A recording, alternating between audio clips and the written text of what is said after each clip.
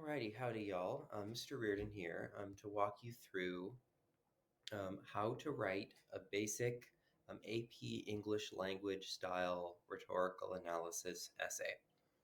So let's jump right in here. Before we can proceed, I would like you to take a moment to look at Barack Obama's speech to the people of Orlando after the Pulse nightclub shooting that happened in 2016. The reason I'm asking you to look at this text is because it is a very short piece of rhetoric full of rhetorical strategies and rhetorical devices that are good for analyzing. And I have based all of the examples of paragraphs and paragraph pieces and thesis statements and everything in this presentation on this text. So I need you to take a moment right now to pull up the speech. You can also pull up a video of Obama actually delivering the speech and reread it, read it or reread it, familiarize yourself with it, and make sure you are ready to hear examples of rhetorical analysis of this text. So do that right now. Okay, welcome back. Underlying rhetorical analysis and underlying really all the analytical writing you're being asked to do in high school and on things like the SAT is this model for doing analysis of a person's argument or a person's literary strategy. And this model is called the XYZ analysis model. Under this model, X refers to any discrete literary or rhetorical device. So when I say discrete literary rhetorical device, I mean something that you can point to in the text, right? You can find it and you can identify it, and it is in one place. So a metaphor, an extended metaphor, a simile, parallel structure, an oxymoron, an example of hyperbole, repetition, um, anaphora, understatement, a satire, right? I guess satire could be something else as well, but there are a number of these little devices where you can just point to them and say, there it is, there's one right there. That is in contrast to a local effect or process that takes place in a piece. Now, in literary analysis, the local effect of the X piece is often to develop a character, right? A metaphor in one spot helps to tell you something about a character in that moment in the story, which in turn helps to um, further the plot, right? Or maybe there is an example of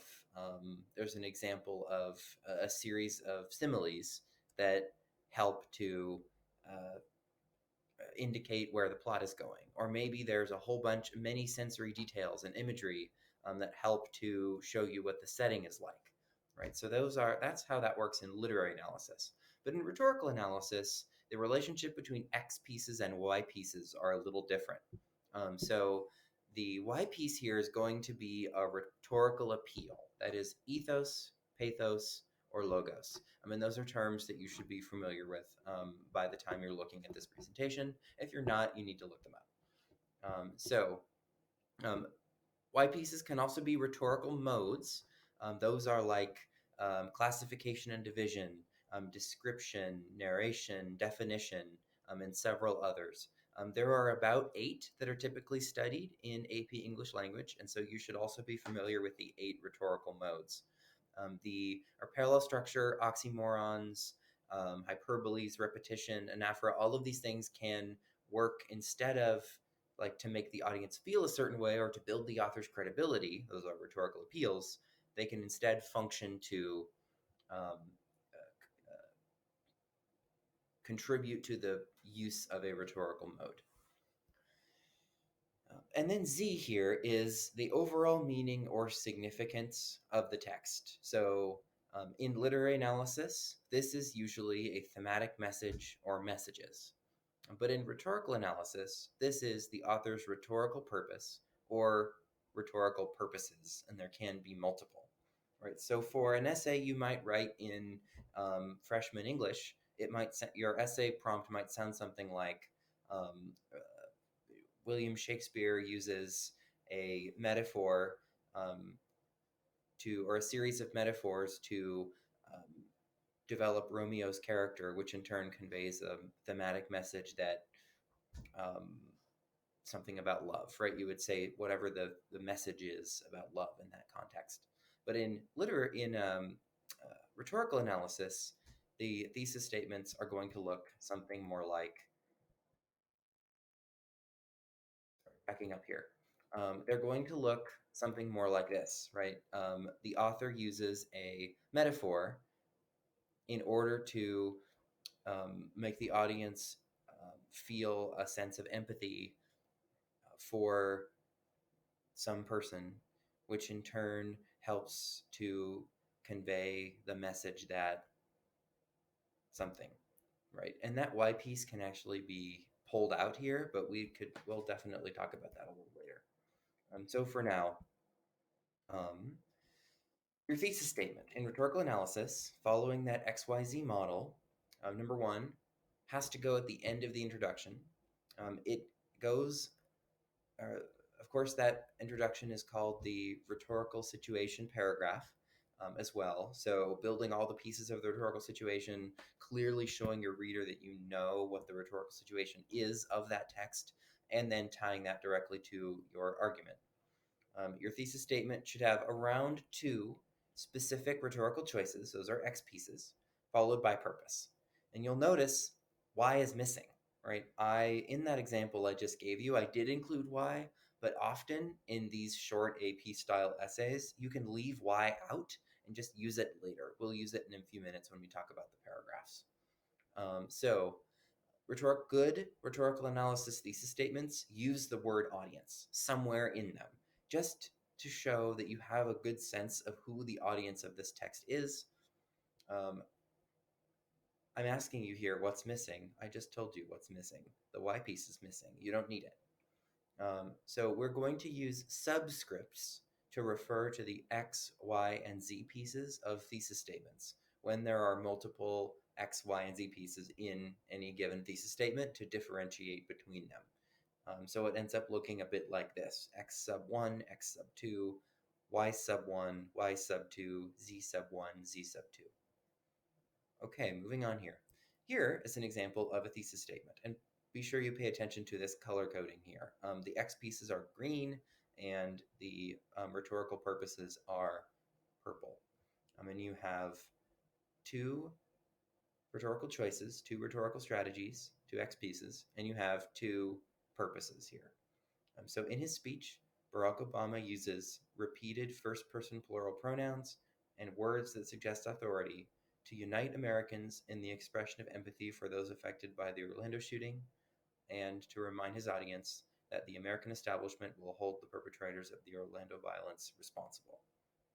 And you can see X1, repeated first-person plural pronouns, X2, words that suggest authority, Z1, uniting Americans in the expression of empathy, and Z2, reminding his audience that the American establishment will hold the perpetrators responsible. Okay, now you can see a very similar thesis statement. However, you should notice that what I've done here is actually switched the order of the X and Z pieces, and this is something that you are allowed to do if you would like to. In longer papers where you have more X and Z pieces, sometimes building the thesis statement like this might seem more graceful or more stylistically appropriate, and you, as a talented AP Lang writer, have the right to make that decision for yourself. You can see here, right, purposes are first, to unite Americans in the expression of empathy, and to remind his audience that the American establishment will hold the perpetrators responsible. Right? And then we have this sentence at the end that shows the X pieces, excuse me.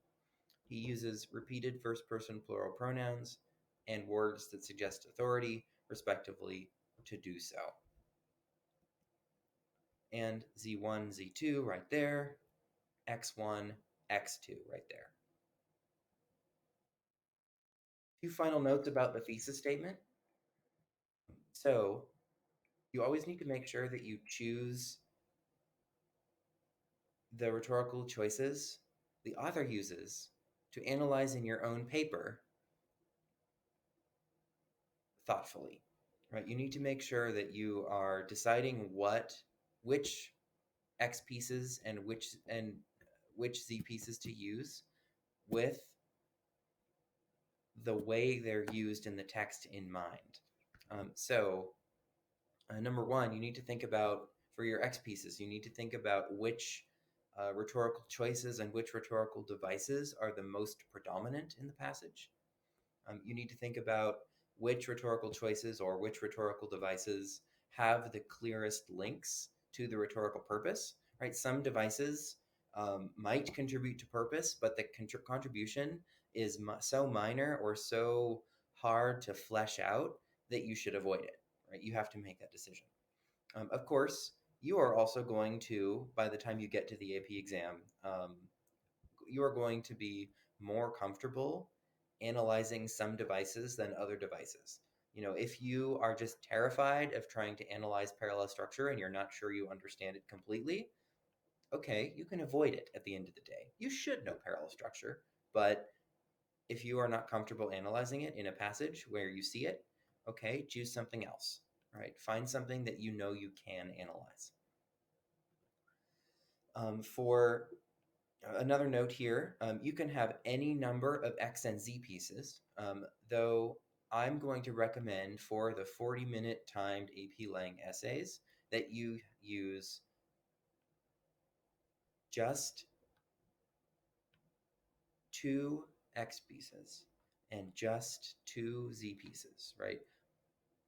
If you add more, it starts to be too hard for you to actually flesh out your analysis and do your thinking and really develop your perspective on the way the author is using these strategies in just 40 minutes. It's too much.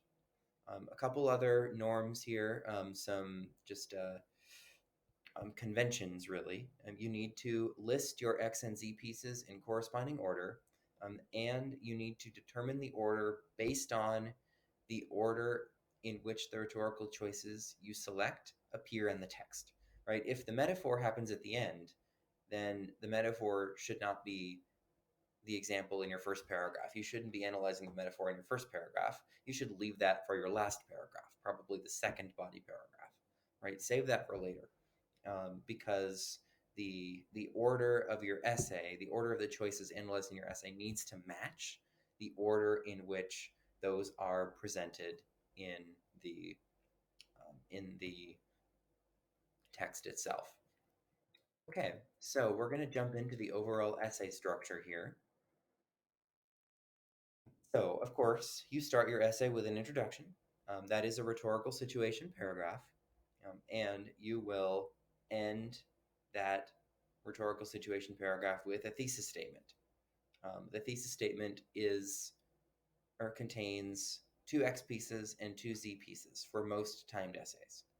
You will then have N body paragraphs, right? The number of body paragraphs represented by N here is equal to the number of rhetorical strategies you are analyzing. So in an AP essay, it's 2, usually. Could be 1 in some rare contexts. In a longer paper, it might be more. It might be 3 or 4 rhetorical strategies and therefore 3 or 4 paragraphs. And then you'll have a conclusion. And so we'll walk through all 3 of these and how I would like them to look and how you should have them look in order to write a successful rhetorical analysis piece. So rhetorical analysis body paragraph structure. I expect any rhetorical analysis body paragraph structure to have at least all of these pieces. So starting with a topic sentence, and then you're going to have some context for your quote. Then you're going to have a quote or paraphrase from the text. And then you're going to have X analysis, and we'll talk about what that means in a second. We'll have Y analysis. We'll have Z analysis, and then you will have a concluding sentence.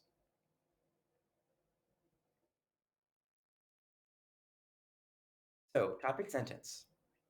In your rhetorical analysis body paragraph topic sentences, you should have the following pieces.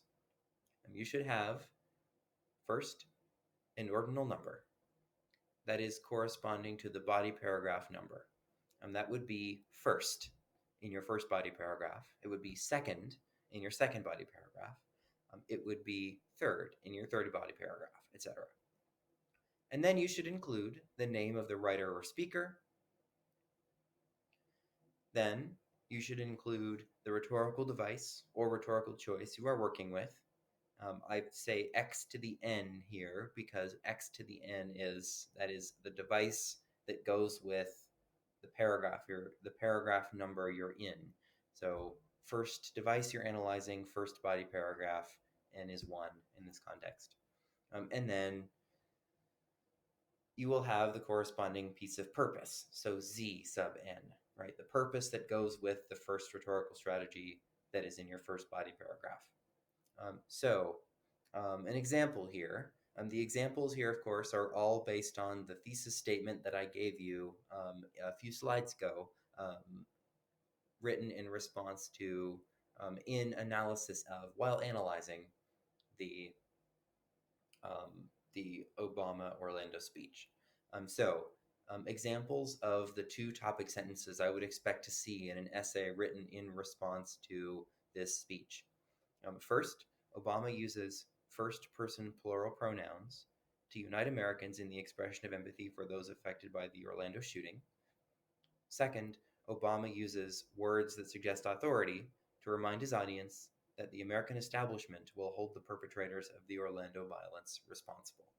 Right? You should be able to clearly see here, up in the corner, repeated first-person plural pronouns, X1, to unite Americans in the expression of empathy for those affected by the Orlando shooting, Z1. Because those are X1 and Z1, those are the pieces that show up in that first topic sentence.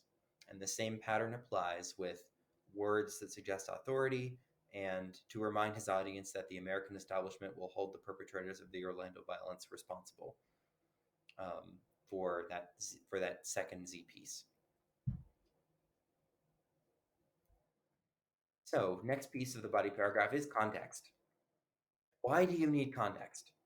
You need context to smoothly integrate the quotes that contain the rhetorical choices you're analyzing.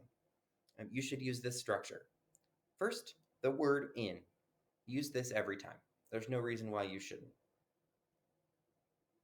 I guess, actually, I take that back.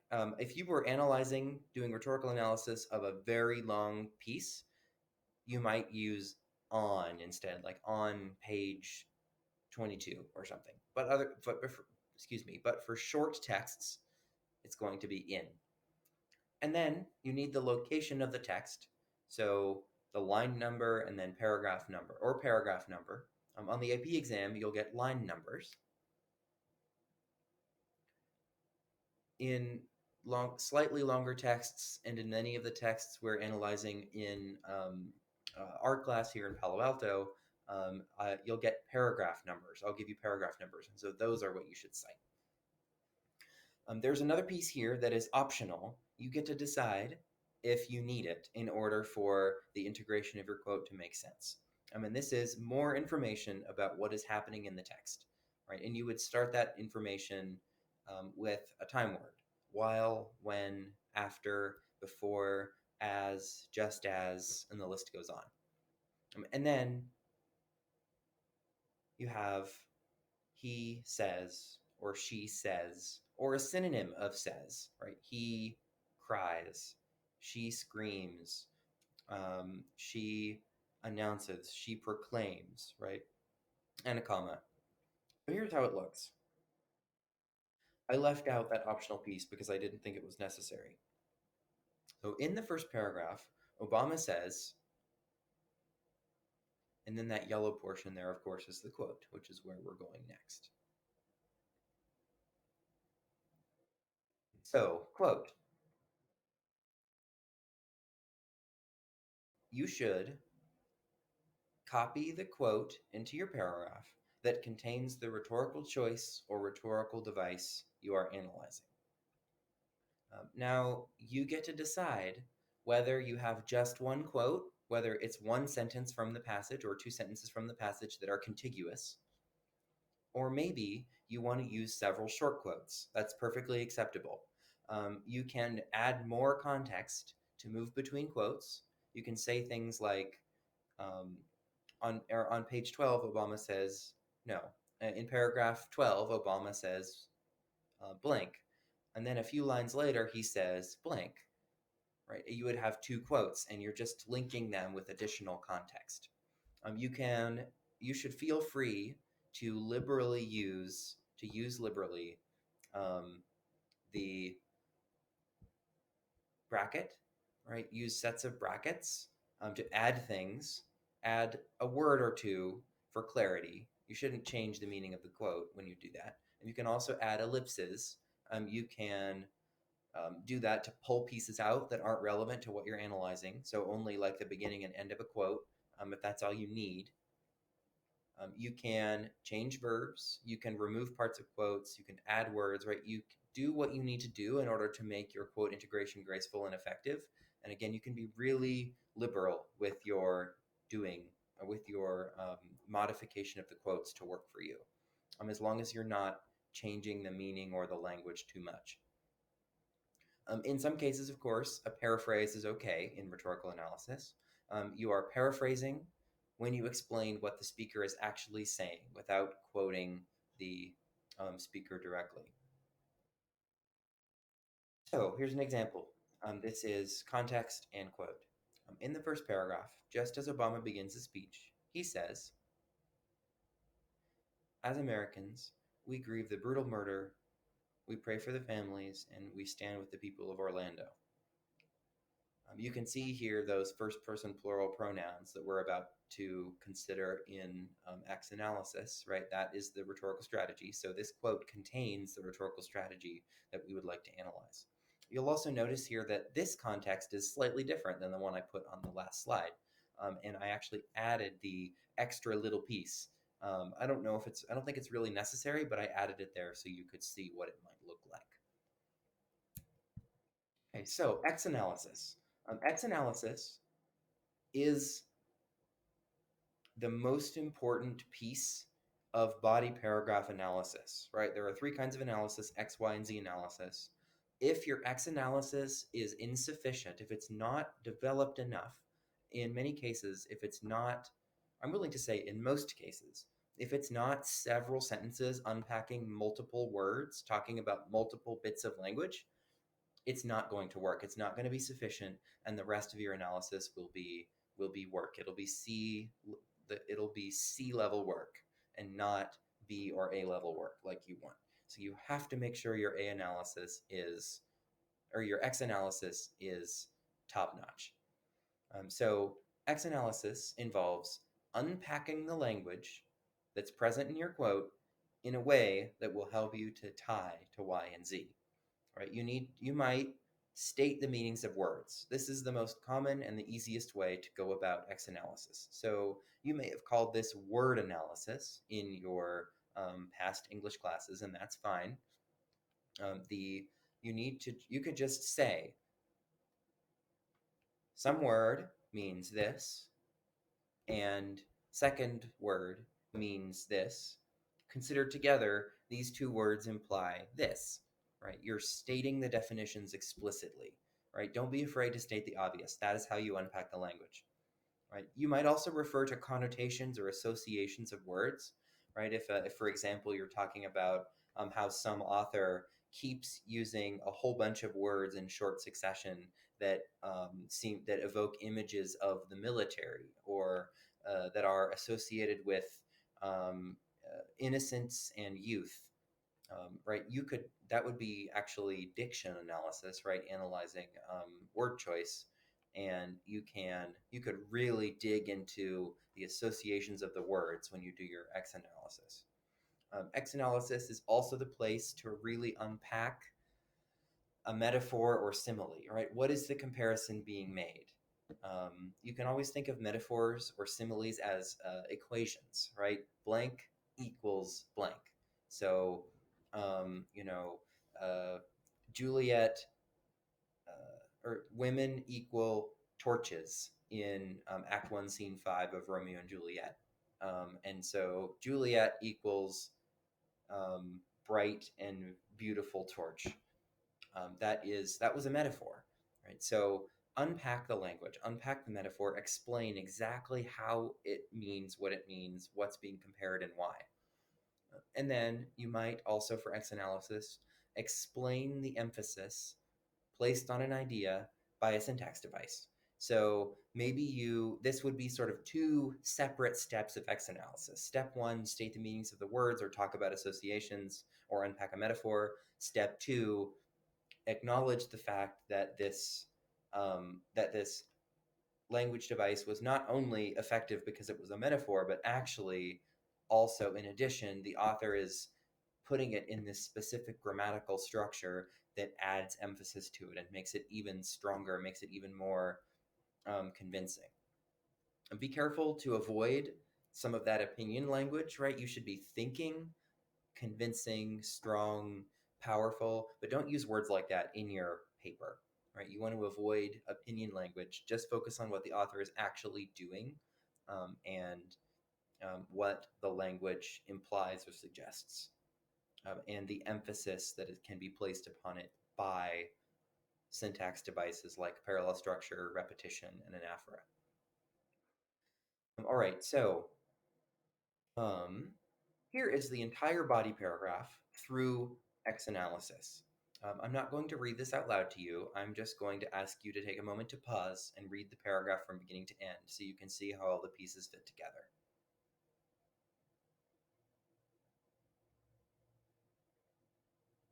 Okay, moving on. Why analysis? So, for why analysis, you have to rely on your X analysis. And if you are really struggling to do Y analysis, your X analysis is probably insufficient and you better develop it. Right? So, for Y analysis, you need to explain how the language, as you unpacked it, has an effect on what the author is trying to accomplish in that part of the rhetorical act, right? This is the local effect, right? In that spot in the text, what is the author trying to do with respect to his or her or here or their audience, right? So for you, local effect for now is going to be building credibility, ethos.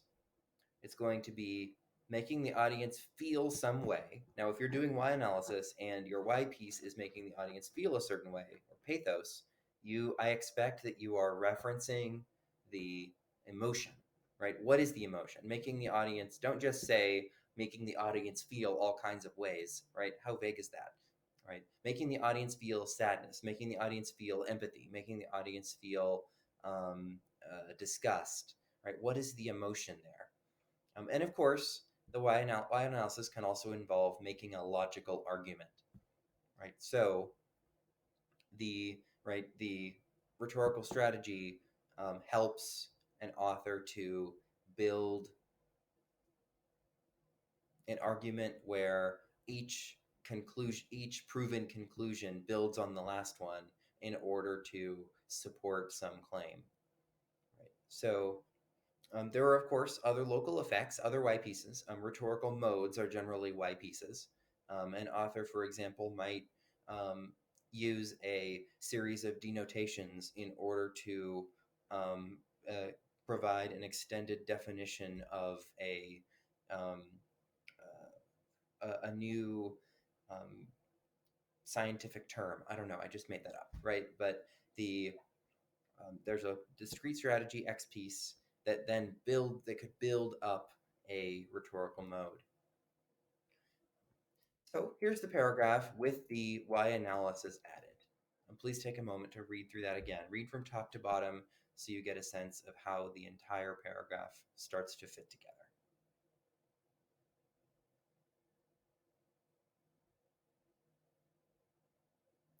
Okay, Z analysis. So for Z analysis, you need to then tie everything you've done so far in your analysis, right? Largely the local effect of the rhetorical choice, but maybe also your X analysis. And you need to tie these things back to the purpose piece, the Z piece in your topic sentence, right? So for an extra flourish, you might actually allow another quote from the text, not a quote you're analyzing, but another quote from the text that helps to clarify purpose. You might let that extra quote do some of the work of tying back to your purpose. That is actually a particularly sophisticated thing to be able to do.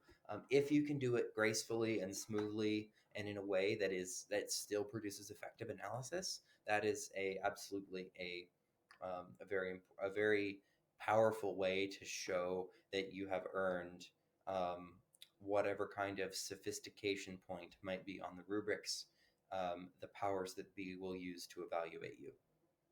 All right, so I've added the Z analysis here. You should read through the paragraph one more time. Pause the video and read it from beginning to end.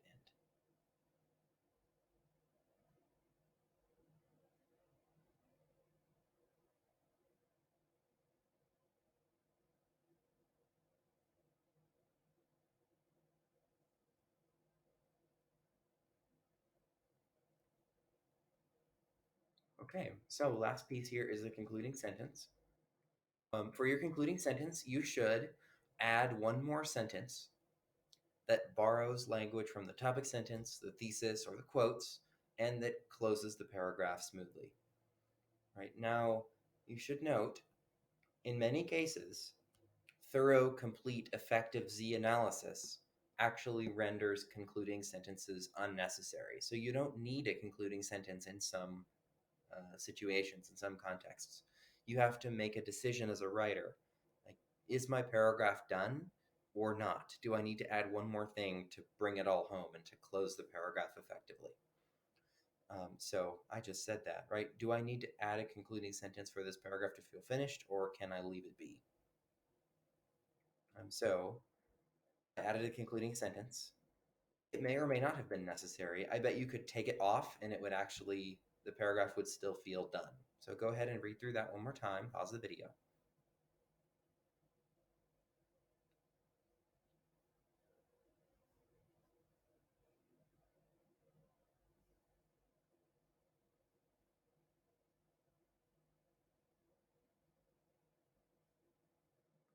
Okay. Some things to note about the conclusion of the essay. Right, now that we just finished looking at the body paragraph structure, most important thing to remember, the conclusion is actually not that important for the AP exam. You don't need a conclusion in order to get a high score.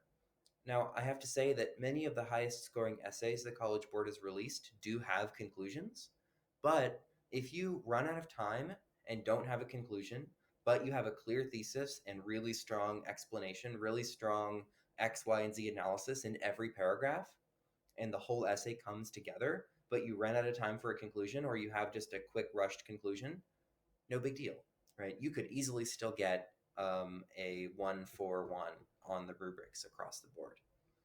So for the essay, for a rhetorical analysis essay conclusion, I want you to try this structure. And this structure will only work for you if there's one rhetorical strategy at the end of the text that you haven't had a chance to do much with.